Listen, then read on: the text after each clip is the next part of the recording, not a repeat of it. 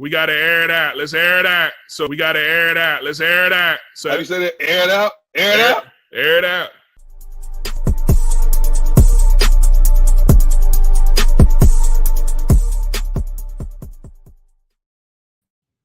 What's up, football fans, ladies and gentlemen? It is the Air It Out podcast brought to you by Inside the Hashes, and I am your humble host. My name is Avery Collins. I also happen to be the vice president of Inside the Hashes, if you didn't know. But I'm joined on this podcast by two of the most intellectual and insightful football minds on this planet. Yes, I said it, and I said it not humbly. I'm bragging. That's right. That's correct. And that is none other than Coach Braxton. Say what's up to the people. He's back on the podcast this week. Listen, I'm back. I'm happy to be back. I know I look a little weird this time, people, with this going on, but hey, I'm here. It's football. And we're talking Lamar today, so you know I had to come back for this one. Oh, God. Oh, God. Here we go. It starts already. I was just about to give you a shout out and say, hey, man, you look like Bucky. And, you know, and stuff like that. Yeah, light flex. It wasn't a light flex at all. They lit. You know what I'm saying? What is up to the CEO? We miss you too, man. Listen, hopefully the ATL is treating you right, man. That is the CEO, Mr. Jerome Jones, in the comments. You know what I'm saying? So leave us your comments. Please don't forget to do that. I mean, if you forgot, please leave us your comments. Let us know so you can get right here live on the show. You know what I'm saying? Just like the rest of the comments. What happened to Coach? Well, Coach tried to run up on me and got. I'm joking. I'm kidding. I'm going to throw this over to the one and only so he can say what's up and say what's going on to the people. Oh, he said we got to get down. Yes, we definitely got to get down there. We got to get down there. Very, very soon, we're going to do an Air It Out in the ATL. You know what I'm saying? I had to do it. I'm sorry. I had to do it. My apologies, Coach. Juan, what's up? What's up, y'all? Great to be back for this week. I do want to say happy Pride Month to everybody. Love is love. Let's keep it going. All right. Well, ladies and gentlemen, we got a really, really good show for you all this week, man. So much happened this week. And probably over the last week and a half in sports, some good stuff, some juicy things that happened. You know what I'm saying? The first thing that I want to talk to you guys about, though, we're saying farewell, guys. We're saying farewell. This is not a sad farewell, but more it's a fond farewell. Okay, it's a fond farewell, and it's one of those things where it's like, oh man, we know you had more in the tank, but we get it. You know, you've been doing this for 39 years, ladies and gentlemen, almost 4 decades has this man been in the NFL. We're talking about none other than Romeo Cornell. He is officially retiring from the NFL, and he's going to ride off into the sunset. And we want to wish him a wonderful time in retirement, happy retirement. And I want to talk to you guys. I want to start with the quote unquote resident coach here. What are your thoughts on Romeo Cornell and his career as a coach in the NFL? What is his legacy? So as a head coach. There was more to be desired, and I know he had a lot more that wanted to be desired. The situations he was put in sometimes was not the greatest, but I feel like even as a head coach, he did well with what he had. Now, as an assistant coordinator, a defensive coordinator in particular, I'm trying to cut as best as I can, people. But listen, gotta get on the flowers, got to. Probably one of the better defensive minds in this league since he became a defensive coordinator at that position. A lot of his units, once they were really getting going and had a little bit of continuity, they always ranked in the top 10. Yes. Very, very good at getting to the quarterback. Very good at getting turnovers. Yes, he did have some down years with some squads, but squads, honestly, that should have been 32nd ranked, he still had them mid-teens. And that shows you just how great of a defensive coordinator he was and still could be. But everyone has their time. He was definitely getting up there in age, one of the older coaches, period, in the league. So, yes. Props to Romeo Cornell. Also, RIP Marion Barber. Wasn't able to say that last week, man. Mr. Dude. Great running back. For sure. Listen, man. For those who don't know, as Coach kind of alluded to, we're talking about one of the most illustrious defensive coordinators, assistant coaches in the NFL history. Hello, mother. How are you? Great to see you. Great to have you on. But again, yes, one of the most great defensive minds that the game has ever seen. The guy has been in his coaching career at, I believe it's 17 playoff appearances, and as an assistant coach has 5, I believe, Super Bowls under his belt. The guy is absolutely a phenomenal assistant coach and defensive coordinator. So shout out to him. Juan, talk to me. What is the legacy of Romeo Cornell? Any lasting thoughts that you have about him? Just a few. Number one, assistant coaches are as vital to the NFL process as any other, and Romeo Cornell is pretty much the exemplary figure of that statement. He's been coached under some of the greatest head coaches that ever walked the planet. Bill Belichick, Bill Parcells during the Giants years, Bill O'Brien, not a great head coach, but still pretty formidable during his time with the Texans. David Coley and Lovie Smith, two of the more well-known and renowned black coaches in this league. I think David Coley should have gotten another chance with that Houston Texans squad because he was able to pull a lot more out of them than anyone ever expected. But that's neither here nor there.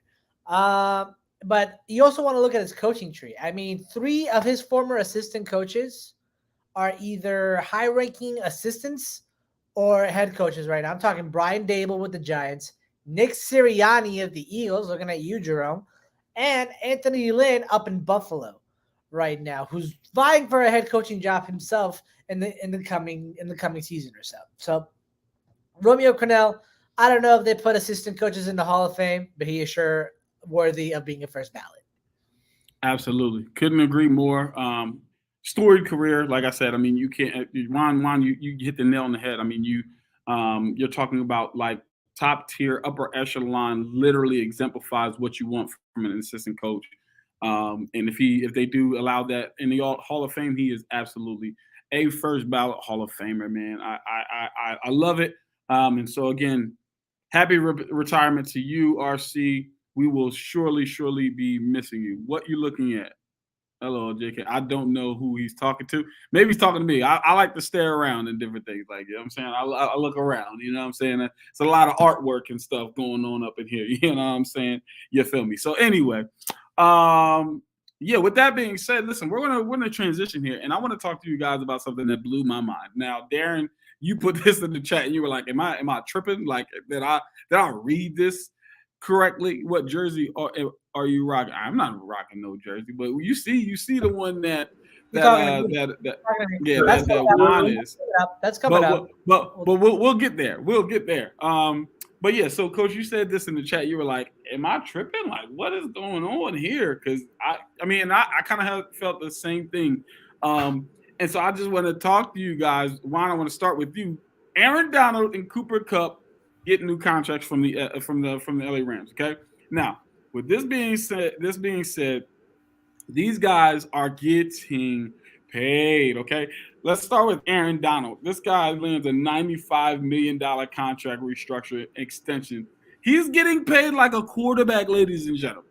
I'm talking $31 million a year.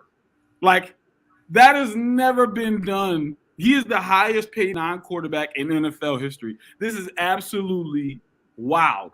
$31 million a year for a defensive tackle. Cooper Kupp is making close to $27 million a year with his new contract extension. They are giving Cooper Kupp 3 years, $80 million, including $75 million guaranteed. Guaranteed, ladies and gentlemen. I mean, listen, can I hold something? That's all I'm asking. Like, I just want to know, can a brother hold like $500,000, Cooper? That's Donald. I know you got some, you know what I mean? You could just throw like, if both of y'all throw $500,000, I'm good. You know what I'm saying? That's all I need. Coach, Juan, what are you thinking about these contract extensions and all this, and how did the Rams pull this off? I'm finna quit ITH and work for the egg. Literally, Literally. And how do they find this money? Literally. How? Talk to us, Juan. Bring it down. And I could do a whole economics class about how to handle a salary cap with the amount of research I put into looking into this. I'll try to put it in like as quickly and simple as possible because it's just too much to explain. Yes, hella please. backloaded contracts, hella light impact on the cap for this coming year, and void years for certain contracts. Void years for Aaron Donald, Allen Robinson, and Matthew Stafford. Surprisingly not for Bobby Wagner, but we always knew that was a one-year deal for him anyways. It was always a fake contract coming in. Anyway, props to Les Snead for not only saying F them draft picks, but also the cap is cap. Because there's no way you're supposed to be able to retain this much talent when there's a hard salary cap. You can expect it in leagues like MLB or the NBA, not the NFL, where it's literally a freaking ceiling of cap room. You ain't going to – it's insane. Anyway, the amount of talent that this team is able to keep is bananas. Matthew Stafford, like I just said, Jalen Ramsey, Aaron Donald, Leonard Floyd, Cooper Kupp, Aaron. Like, I'm repeating names, but there's so many stars on this LA team right now. But there's no excuse that they cannot repeat this year. You're putting all this money and all these great players. You used all your picks to bring in good players. 2 of them didn't come back. So now you got to find another way to make it through it. And just keep in mind, Aaron Donald was perfectly happy walking away from it all if he wasn't going to get this big contract. But no, the man stayed true. He got his money. He got paid. And he is basically the QB. Man, he saw that contract that said, excuse me? Yeah, I'm sorry, exactly. what? How much? But I'll end it with this. The Rams have no excuse this offseason now. You are putting, I think it's about $340 million tied up with 5 players on their team alone. Even with that, it's like that. Even if they don't win, it's like, so what? They won last year. I mean, like, they literally just won. So it's like, yeah, I mean, absolutely the expectation is you got to win another one with everything that you're doing. But it's like, if you don't, it's like, maybe next year, because we got them all under contract. It's absolutely absurd. Coach, what are your thoughts? So I'll make mine just as quick as he did. First, the cap is full and utter cap. It does not matter. When teams say they don't have the funds to go get a player, that's a lie. That is cap, people. Because we see the Rams have been doing cap gymnastics for the last 7 years now, it feels like. Like ever since 2017, 2018, just cap gymnastics. You got to coin that. Cap gymnastics, that's good. I like that. Cap gymnastics, that's what it is, man. Cap gymnastics. But when you think of, as Juan said, all the great players that they have on the contract, the Aaron Donald, the Jalen Ramsey, who's on his big contract, the Bobby Wagners, the Leonard Floyds, then you still had Robert Woods, who they just shipped off on a bigger contract. They had Cooper Kupp, who, oh my God, big time now. He deserved that after this last year. But then you add Matthew Stafford? That is ridiculous. And let's not forget, people, McVay, he's getting paid. And Allen Robinson. Don't forget Allen Robinson. I'm sorry. Allen Robinson took over from Mr. Robert Woods' contract. So that's not the void. That was the swap, basically. But Mr. McVay, he's getting paid. And I'm pretty sure why. I know why. When you got Mr. Goodell as your left-hand man, basically, now, and you having a wedding of the century this past weekend, and not only having multiple reporters there and media members, but Aaron Donald, Cooper Kupp, OBJ, who's not re-signed, but he crashed that party. He wants to be there. Telling you, man, this team is loaded, ready to go, and I want, honestly, for all of our teams to start doing what the Rams are doing. Forget the cap. We make a cap like it is. If that happens, Avery, get some more wideouts, some better pass rushers. I mean, the Jets, y'all could actually just spend and not care anymore. Y'all spend. I mean, listen. If more teams had the GM that the Rams and had, as well as McVay and all of it. Listen, if the Jets had the Rams GM, I guarantee a Super Bowl this year. I guarantee it because of the moves that they made already in the draft, like what they would pick up as far as free agents. Douglas, don't be talking down on my JD. I'm not talking down. He did a great job in the draft. Yeah. I'm saying if he could do the same thing in free agency and with contracts and everything that we're seeing in LA, I mean, who's this? I mean, goodness gracious, it would be absolutely insane. Here's the question: Is this model of team building something that is set to last? You know, the cap goes up every year. Absolutely. Now that is the biggest question, because you're talking about it starting. But see, you're talking about starting in 2024, I believe. But we're not having to draft anymore, I guess. Just buy your players. There you go. But like we're talking about in 2024, I believe, Matthew Stafford's cap hit is going to be now $50 million a year for 3 years. Like every year, it's going to be $50 million. Yes, the salary cap goes up, but let's say we run into God forbid, but another pandemic or something like that. Then what happens, right? We saw the cap go back down and different things and the shift with that. So there are questions. Can this be sustainable? But as of right now, we will see. Ladies and gentlemen, the Rams, though, they out here getting it done, okay? Now, there's another team. They're not necessarily getting it done.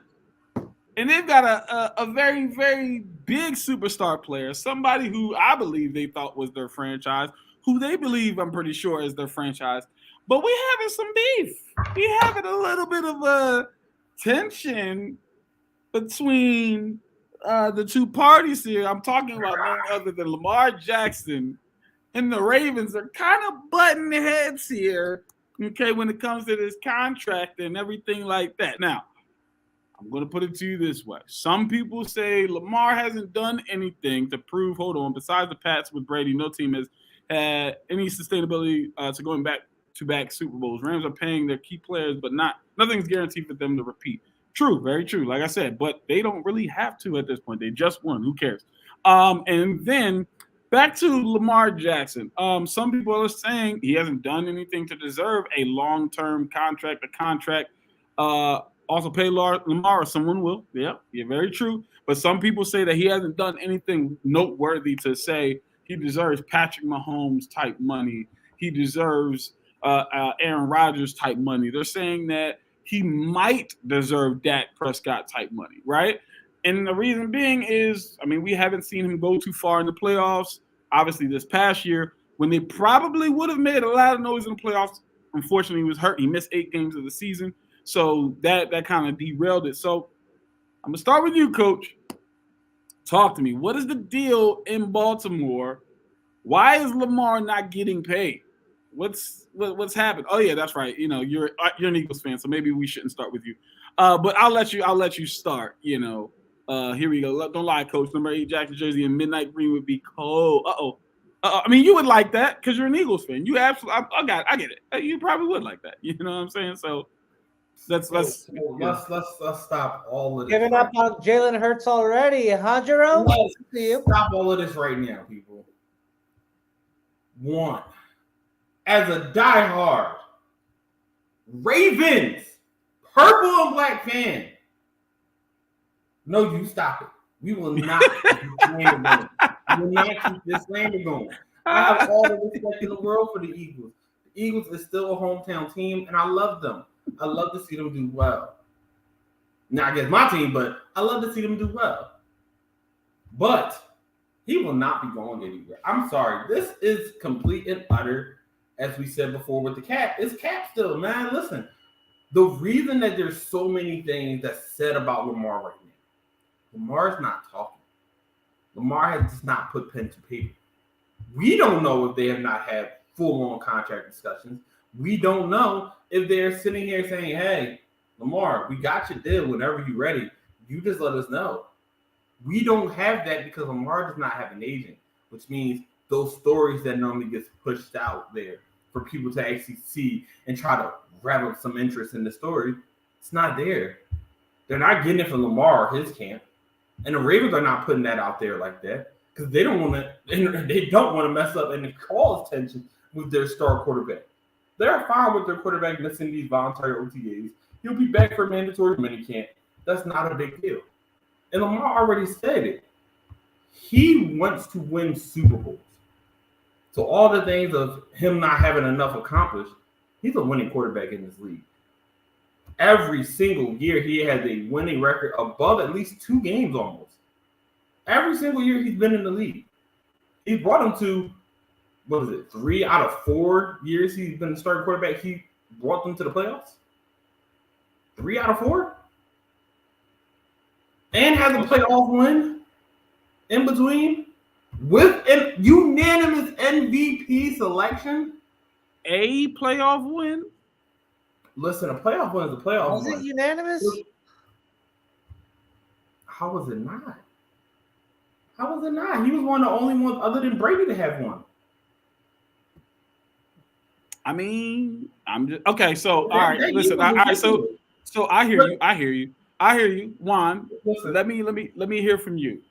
Hey, he was. Do you agree with the sentiment? Again, it's a coach just had 1 playoff win, seemingly can't get past the Chiefs, and some people say he just hasn't done enough. I'm just again in the regular season, but not in the playoffs. So some people lend themselves to say maybe this guy isn't the quarterback of the future. Maybe and if he is, maybe he doesn't deserve right now Patrick Mahomes type numbers. Maybe in that Dak Prescott type range, maybe even a little bit lower. Do you agree with that sentiment, Juan? Winning comes in different ways. That's what Lamar Jackson has taught me. You don't have to be a pocket presence quarterback to win at the quarterback position. That's what Lamar Jackson has taught me. And also, I heard a great quote from the great Dan Orlovsky. Great, I put in quotations. On ESPN the other day. Lamar Jackson is one of maybe 2 or 3 players you cannot plan around because it is near damn impossible to do so. Anyway, yeah, like Lamar is a stunning talent at the position. He is something we haven't seen since Mike Vick, and Mike Vick was damn stunning, but he could not throw the ball like Lamar can throw the ball. Lamar has an arm. He's shown it. He can throw it. It just needs to be cleaned up a little bit more, but damn it, he can show it. I was a hater before, not anymore. And especially for a unanimous MVP, might I add. And hold on, pause. Time out. Time out. We're not just going to speed past the fact that you said he can throw the ball better than Michael Vick. We're not about to just smooth past that statement, okay? Both had cannons. We'll have that discussion no. Right now it's about Lamar. I just want to know. I'm going to be quiet for a second. Let me make my main point here. The guy deserves Patrick Mahomes' money. Because that is how important Lamar is to the Ravens offense. All right. Yes, John Harbaugh can adjust an offense on the fly pretty quickly. He is a mastermind of the game. But Lamar is just a piece that an offense is driven around. And he is a great leader and just an overall great guy. But here's the thing. I think he's following the Kirk Cousins route. As in get franchise tag upon franchise tag, which right now hits around $31.49 million this year. And if that happens, he'll be a free agent by the time he's 27 years old. And then the money will just keep growing from there. I think that's what Lamar's mainly going after. He's betting on himself to make the most and to hit that Patrick Mahomes level of contract money. Hell, Deshaun Watson guaranteed level of contract money. And I'll take that bet. I will take that bet with Lamar Jackson. The issue, though, is let's say he does this, and through those 2 years where he gets franchised, let's say he doesn't win any playoff games during that time. I mean, it's not like the division got any easier, right? I mean, you still got the Bills to contend with. You still got the Chiefs to contend with. Now you've got the Bengals in your own division to contend with. The Browns now in your own division to contend with. And let's say the Steelers get a quarterback, and let's say obviously that defense is still legit. I mean, the Titans, they might still have a legit shot. I mean, it's a very, very, very difficult conference to get through. I didn't even mention the Chargers or the Broncos or anything like that, right? So let's say he doesn't win any playoff games. Is he then going to be deserved? Is now the best time for him to cash in on a long-term deal with the Ravens? Juan, I ask you that question. I'd hold out, especially because of the way that the franchise tag is set up right now, where it's the average of the top 5 most paid quarterbacks. You're still going to get a bag with your franchise tag. And he bets on himself for it. For sure, he'll definitely get a major bag. Yeah, for sure. Yeah, no, now I'll wait it out. I'll say this. I think it's hands down Lamar Jackson as number 1 offensive threat in the league. I don't think there's a bigger offensive threat in the league. Maybe you could say Deebo Samuel, right? Maybe. But I think because Lamar has the ball in his hands every single play, I think he's the biggest offensive threat in the NFL. I don't think that there's any argument from anybody on that regard, right? So I think he's absolutely the biggest offensive threat. The question just remains, okay, from a quarterback standpoint, yes, you're a huge offensive threat, but do you deserve Patrick Mahomes' money right now? Coach, I'll give you final thoughts on that. All right, cool. I'll make this really, really simple. First off, when we're talking about playoff wins and playoff losses, start a career, let's all look back at one of the greatest quarterbacks who ever played this game, people. Peyton Manning sucked in the playoffs his first couple of years. He did great in the regular season, could not get over that hill in the playoffs. I'm sorry. I'm not going to go ahead and state that Lamar Jackson, who we see has multiple times been put in either bad situations, had to start to a bad game, and you can tell he had all the abilities to win a playoff game. That's why we won a playoff game. He knows that he has to play correct. So I'm not faulting him for that at all. Second, no, I don't think he needs to get a 10-year, $450 million contract like Patrick Mahomes. I don't think that's sustainable for the way that Lamar plays and for the Ravens organization. I think closer to a Deshaun Watson type of deal, yes, for sure. He deserves to be paid like that, hands down. Maybe a little bit more than Deshaun because of the MVP status, but I also understand that Deshaun has more playoff wins than him. So that's where that kind of evens out for me. So I'm fine with getting Deshaun Watson type money. I don't think Dak Prescott is more of his era because I do think Dak Prescott is a great quarterback, but Lamar is better. I'm sorry. He also has more playoffs wins than Lamar. So according to your theory, when it comes to Deshaun Watson, he's got more playoff wins than Lamar does. And the numbers are comparable. I mean, he's got in their season. I'm just saying he has more passing yards. So all of there's a case that I'm not knocking the passing yards only because of the simple fact that it's not the way their offense is run. But he's also you got to remember he's a dual threat quarterback as well. And some might say that Dak is the better passer of the two, right? So they both can run the football. Dak's the better passer. He has more playoff wins. Why would Lamar be worth more? Again, I'm not saying that he's not. I'm not saying that he's not. Has Dak Prescott led the league in passing yards or passing touchdowns? He's gotten close. I believe he got close until he got the year that he got hurt. He absolutely would have. Yeah, for sure. But Lamar actually in his MVP season led the league in passing touchdowns and completion percentage. And had a great completion percentage of about 67%. Not to mention the dude ran back-to-back seasons for 1,000 yards. We're not going to mention that because that's not a quarterback. Again, we're talking about offensive threat. Again, quarterback. Offensive threat without question. The question is, again, the quarterback numbers. The quarterback numbers as far as the Deshaun Watson and Patrick Mahomes, people are just questioning. I'm not one of those people. I think Lamar Jackson should be the third highest paid quarterback in the NFL. That's just my personal opinion. They can question all that, that's just my personal opinion. I think he should be number 3. So Excellent.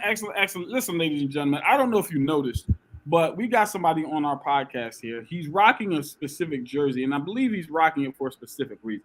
Something happened this week that I was not expecting. I didn't see this coming. I didn't even know that there was talks of this happening. I'm being completely honest. I was completely oblivious to it. And so for those who may not know, I'm going to put you on as well. The Broncos have officially sold their team, okay? The Broncos have entered a sale agreement with the Walton Penner family ownership group. And they announced this on Tuesday night, actually. This agreement is for $4.65 billion. $4.6 billion on the table to buy the Broncos. Now, this is obviously not unprecedented numbers for buying an NFL franchise, but it is very, very, very high. It's not unprecedented for an NFL franchise or a sports franchise to sell. We get it, right? My thing is, like I said, one, I didn't see it coming because it was just kind of out the blue for me, at least. And then I'm like, well, who is next? Who could be the next team to do this? What's next? Fourth play? That's good. I said, who's next? I'm saying, who's next? Now, the timing of this is probably the most pristine, right? Some would say, you just got Russell Wilson. You just got, like, you know that there's a lot of buzz around the team right now. It's probably the best time to sell. Some people are on the other side of the fence. This is the perfect time to stay. Let the Broncos go ahead and maybe get a playoff run, a playoff push in there, and then sell, because now it's like, oh, we made the right move.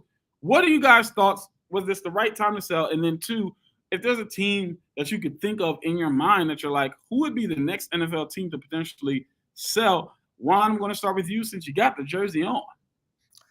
Got my Peyton Manning jersey on. My parents actually got this jersey when they went to the Super Bowl, where they got absolutely smacked by the Seahawks, but we won't talk about that. Just a couple fun facts. Number one, if the name sounds familiar, yes, Rob Walton is the heir to the Walmart fortune. Yes, Walmart owns the Broncos, y'all. That's correct. There is a possibility that Peyton Manning might join this ownership group on an advisory role. So we could see Peyton Manning return to Denver in the front office. Yep, Washington definitely there. Now, keep in mind, the sale's not official. It takes about 60 to 90 days for the sale to be official. And 24 votes from the other owners have to be submitted for the sale to go through. Also, this sale is double what David Tepper paid for the Panthers. He paid $2.75 billion.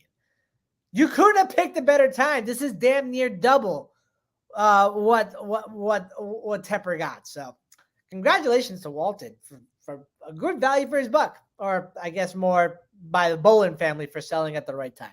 Now, yeah, when it comes to which teams I feel like might be next on the cutting block, obviously the most obvious answer is going to be the Commanders, because Dan Snyder is a piece of S, and all the BS that he's done.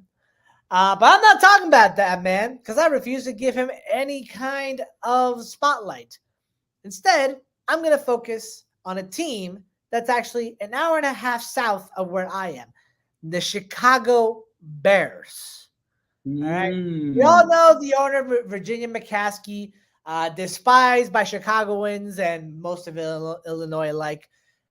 She is 99 years old. This woman cannot stay alive for much longer. All right. Bears fans don't want her staying alive that much longer. Not saying I want her to perish or anything, but there has to be a plan in place for what happens when she's gone, because right now she is the sole owner of the team.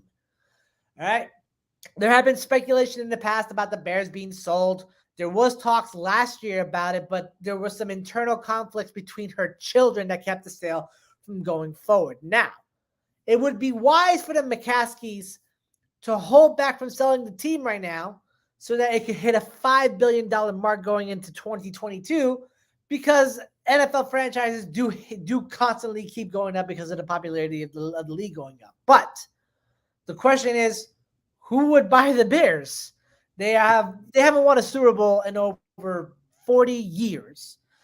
They never had an established brand brand player outside of maybe Peanut Tillman and Brian Urlacher. So defense. And while defense is important, it's not as marketable as we might want it to be. I mean, they had Khalil Mack for a little bit. No, okay, all right. I mean, name me a great Bears quarterback right now.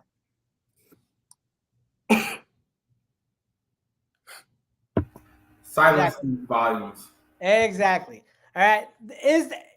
And you are playing in the number 3 biggest market. All right. The McCaskies have to find a way to turn the Chicago Bears into a marketable and profitable team enough to sell it for that $5 billion market. Just to put this in perspective, the team right now is valued at $4.7 billion. George Halas, the original owner of the team, bought it back for $100 in 1920. Insane. $100, people. $100 for an NFL franchise. Yeah, you heard that, and that is actual facts. That is not cap. That is actual numbers. $100 for an NFL franchise. 1920s, different time, man. I'm trying to tell you. You give me a nickel back then, never mind. Anyway, Coach, your thoughts on the Broncos sale, man, and then who do you think could potentially be next? Props to the Broncos for getting that sale through, man. They've been low-key working on this for a while now, surprisingly enough. And I like the way they went about it. They didn't make it a big fuss. They didn't put all of these different things like, yeah, we hate this. It's not because they're not loved there. It's not because they didn't want it. They kind of wanted to more so move on. That is how it should be if you're buying a franchise like that, a storied franchise that has such great history and has great potential still going forward. That's a great sale. And the fact is, they left money on the table. There was a big-time guy that stated, if I'd known it was only going to take $5 billion, I would have did that. So, I love the sale. I think it's good for the Broncos. I think it's good for all parties involved. And I think it's great for the market valuation because, like you said, just the Bears alone are 4.7. Can we imagine what teams like the Rams right now are? Teams like the Chargers who are in the greater markets. Let's talk about the Packers who are still one of the most storied franchises. They do not have an owner, though. They're owned by a group. They don't have an actual owner. Groups are not. I'm talking just the main evaluations of these teams themselves. It's ridiculous. But I do have actually 2 squads that I think need to at least sell and possibly go somewhere else. And it all depends. I'll make this quick, though. The Texans first off. They should have sold that team. It should never been still in the hands of who it is now. I think they've tried to get good management in there, but they need a great head to go with that good management there. And I think that disconnect is still there. They're looking toxic as hell, though, after they got named as a defendant in the Watson. Listen, and that leads me to my second point. The number one culprit of the defendant, the Dolphins. Depending on how this shakes out, this can really damage their reputation. And if it damages their reputations, it devalues the company. You devalue the company, you still want to get the most for your money. So you sell while it's still being able to be sold. And being in Miami, that's a great market there for people. Great market. So could you imagine the dollar signs that people are going to be coming out with? That market might be maybe 3.5 by the time everything goes down. If it goes down, they Very still true. $5 billion. Very true. Juan, final thoughts. Just a quick thing. Imagine if Tom Brady had bought the Dolphins. I did not want to say it, but yes. Man, oh man, would that be? That would be absolutely amazing. You know what else was amazing? This podcast right here. Listen, thank you all for tuning in. It's been a great podcast.